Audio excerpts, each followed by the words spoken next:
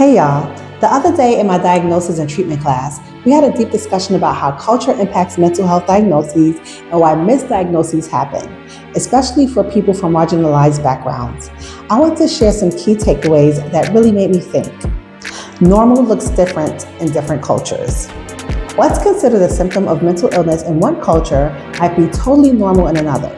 For example, in some cultures, talking to deceased loved ones is a spiritual experience, while in Western psychology, it might be labeled as a hallucination. This really made me reflect on how mental health professionals must be careful not to misinterpret cultural expressions of grief or spirituality. The danger of misdiagnosis due to cultural differences.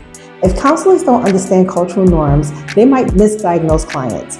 A behavior that seems unusual in one culture might be a healthy way of expressing emotion in another. For example, emotional expression varies a lot. Some cultures encourage loud grieving and dramatic gestures, while others value emotional restraint. If we don't take that into account, someone might incorrectly be diagnosed with a mood disorder, or on the flip side, someone might not receive proper support because their distress is misread as emotional stability.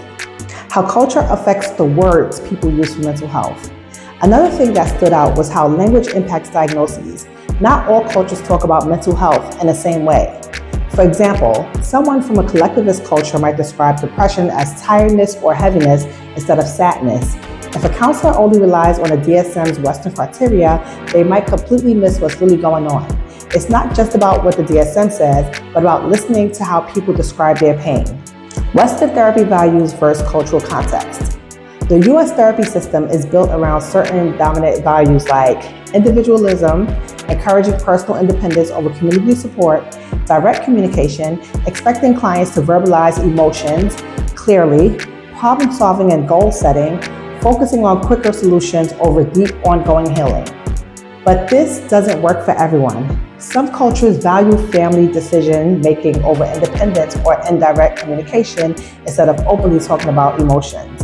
If a counselor assumes that Western values are the right way, they risk misunderstanding clients from different backgrounds. Social factors that influence diagnoses. The biggest aha moment for me was realizing how systemic issues impact mental health diagnoses. Many diagnoses in the DSM don't take into account factors like poverty. Financial stress causes mental distress, but it's often misdiagnosed as an individual disorder. Discrimination and racism. Some clients are labeled as paranoid when they are actually reacting to real-life oppression.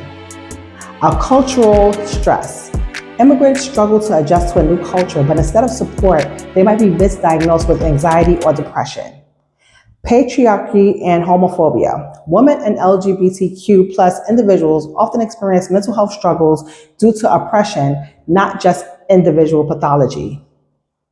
The need for cultural humility. So what's the solution? Cultural humility.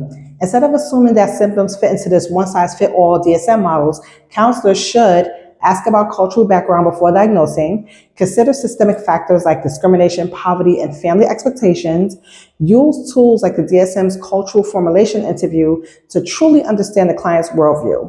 It's not enough to be aware of cultural differences. We have to be intentional about how we interpret these symptoms. This class really challenged the way I think about mental health diagnoses.